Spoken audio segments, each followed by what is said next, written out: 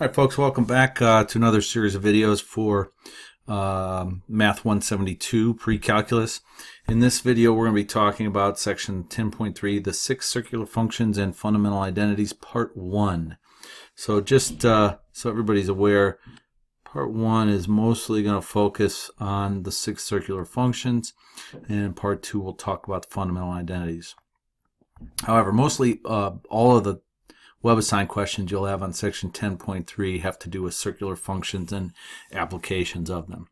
Okay, let's go ahead and get started here. So what are the six circular functions, also known as trig functions?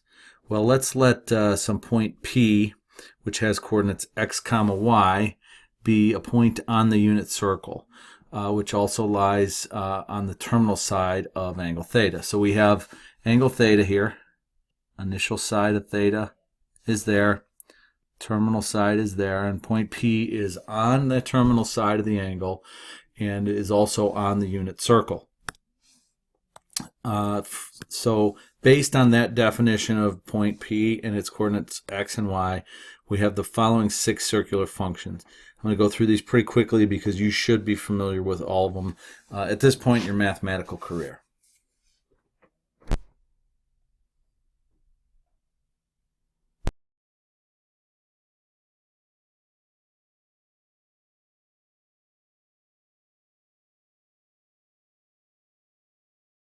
Okay, folks, here are your six circular functions: cosine, sine, tangent, secant, cosecant, and cotangent.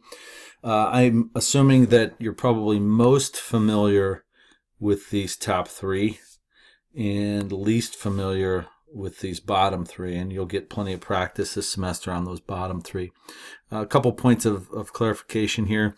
The six circular functions are defined based on the unit circle.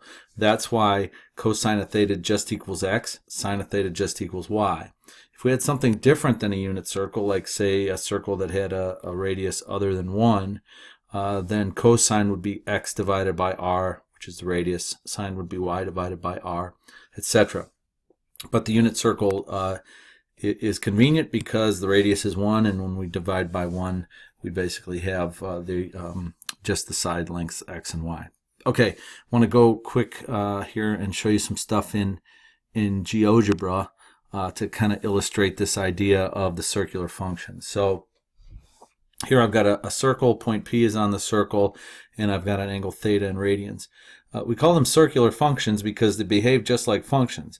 We have an input to the function, and we have a single output to the function based on that input.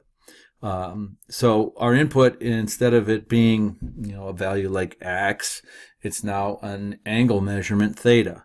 So when I input theta to the cosine function, I get a number out, and this for this value of theta, I happen to have out 0.539 as my cosine value.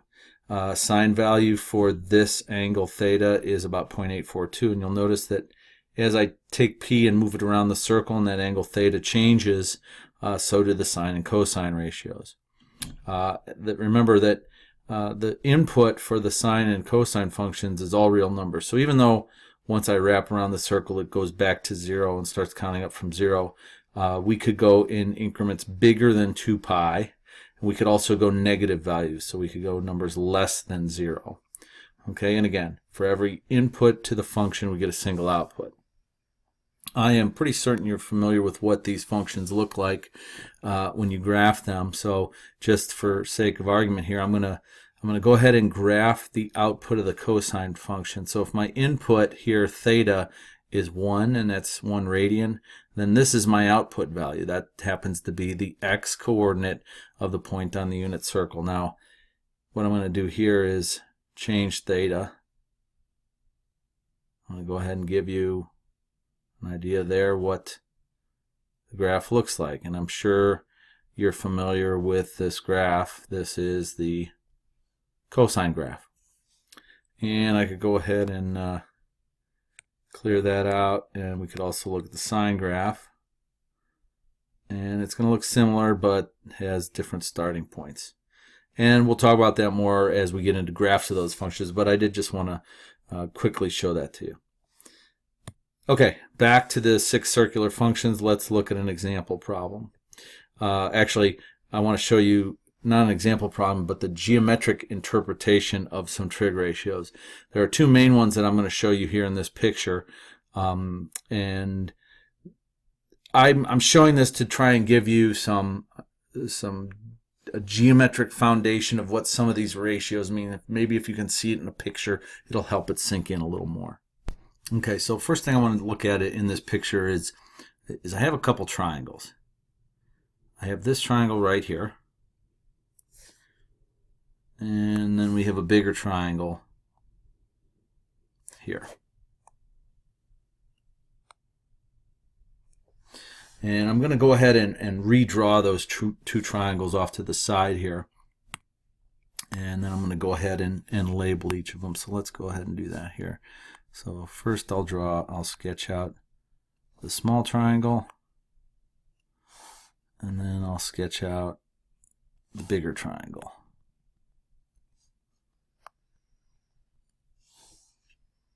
Okay, I'm going to go ahead and label each of these triangles so you can kind of trace them back to the original.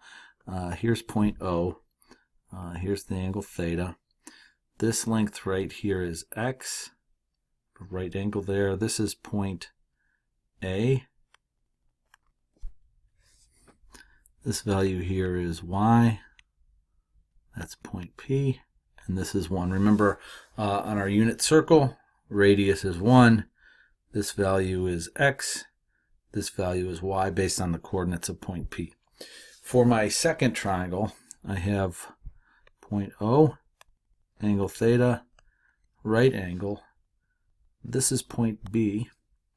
If that's point B, the distance from O to B is the same as the radius of the circle. So that length right there has to be 1. This length here we'll call y2, and that's what I was asked to find in this problem. It says determine the y coordinate of point Q and then the length OQ.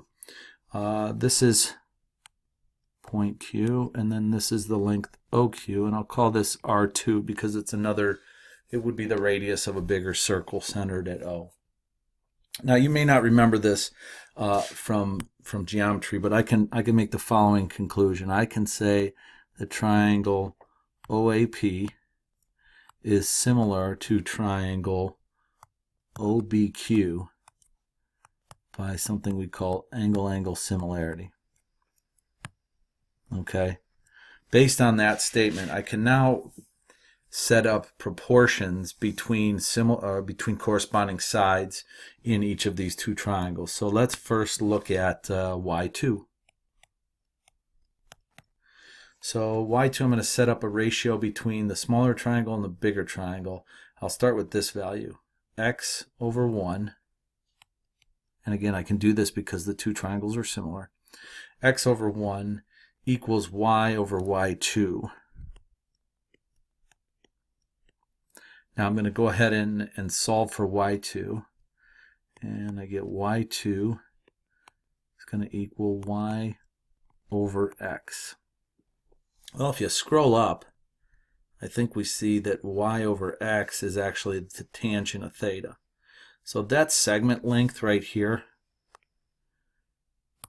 this large purple highlight that I'm adding right now, that length is equal to the tangent ratio of theta. I don't know about you folks, but honestly I'm fascinated by that. I always think it's cool to see a geometric relationship that has meaning in algebra. Okay, now let's go ahead and look at R2. And R2 is, I'll go ahead and highlight it in the picture again. It's this length right there, OQ. So I'm going to go back, and again, x over 1 is going to be my starting ratio, and that's going to be proportional to 1 over R2, or the smaller triangle hypotenuse over the bigger triangle hypotenuse. If I solve for R2, I get 1 over x. If I then scroll up to the top of the page, I see, oh, look at that, 1 over x is equal to the secant of theta. So 1 over x equals secant of theta. Now, folks, the geometry in this picture is going to come back, and we're going to see it again.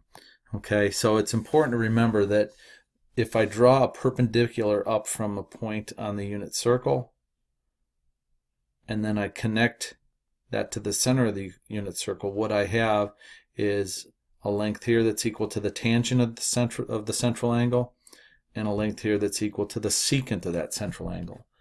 They are a right triangle. Notice that. So perhaps we'll even use some Pythagorean relationship on that in the near future. All right, folks, we're pushing 12 minutes on this video. I'm going to go ahead and shut this one down, and then I'm going to record the back side of this worksheet on a separate video.